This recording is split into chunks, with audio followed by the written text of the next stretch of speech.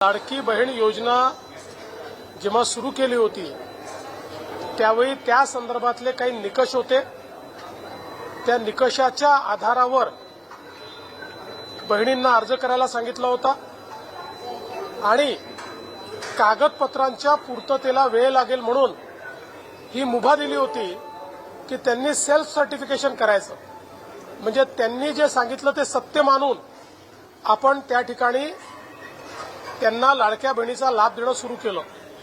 पण अर्थातच आपण ज्यावेळी कुठलाही सरकारी पैसा खर्च करतो त्यावेळी त्याचं सीएजीचं ऑडिट होतं आणि सीएजीच्या ऑडिटमध्ये निकषांप्रमाणे अर्ज आहेत की नाही याची माहिती द्यावी लागते आणि म्हणूनच योजना सुरू झाल्यानंतर आपण त्याचं केवायसी सुरू केलं आणि वेगवेगळे जे डेटाबेस होते त्याच्याशी कंपॅरिझन सुरू केलं, ज्याच्यामध्ये इन्कम टॅक्स विभागाकडनं आपण माहिती घेतली, सरकारचे जे काही कर्मचारी आहेत त्यांचं जिथनं पेमेंट होतं त्या पोर्टलमधनं आपण माहिती घेतली, रेशन कार्ड याच्या डेटाबेसची माहिती घेतली आणि ही सगळी माहिती आपण ज्यावेळेस कोलेक्ट केली त्यावेळी असं लक्षात आलं की 5 लाख लोक असे आहेत ज्यांच्या घरी सरकारी नोकरी आहे, 14,000 तर पुरुषच निघाले,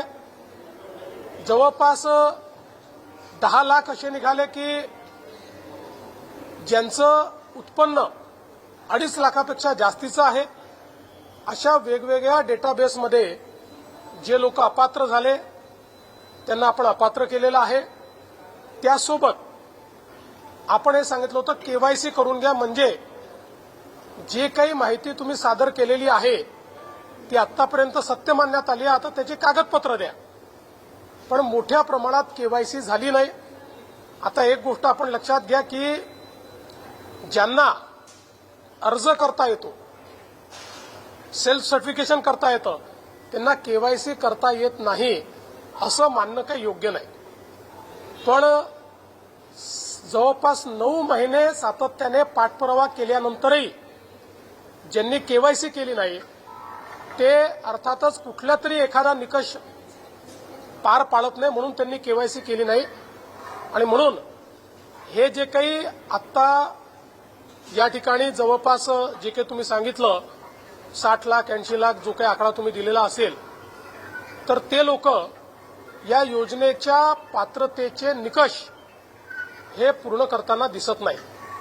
जवळपास 1,70,00,000 महिला, थोडं आकडा कमी अधिक असेल 3-4 हजार ने, पण 1,70,00,000 महिला ज्या आहेत या निकष पूर्ण पार करतात, त्यांची केवायसी झालेली आहे, त्यामुळे त्यांना लाडक्या बहिणीचे पैसे मिळतच राहतील।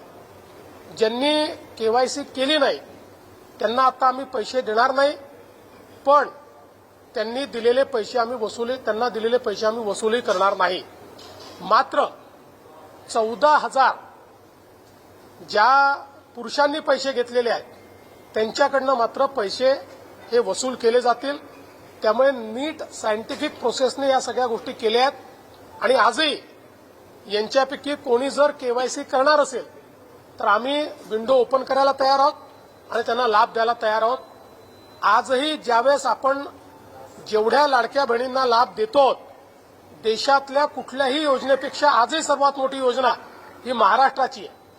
आजही देशामध्ये एवढा लाभ 1,70,00,000 कुठलंच राज्य देत नाही जे महाराष्ट्र देत आहे।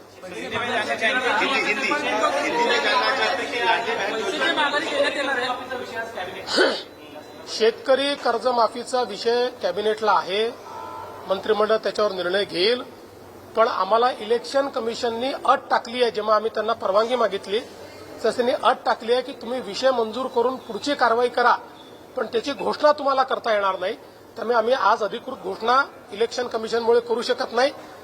आज आम्ही निर्णय घेऊ, निर्णयाप्रमाणे कारवाई सुरू करू, इलेक्शन संपल्यानंतर त्याची घोषणा करू। शेतकरी कर्जमाफी अंतिम टप्प्यात आहे, केवळ घोषणाबाकी असं नाही?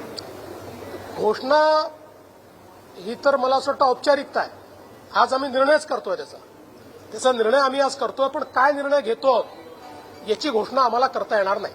असं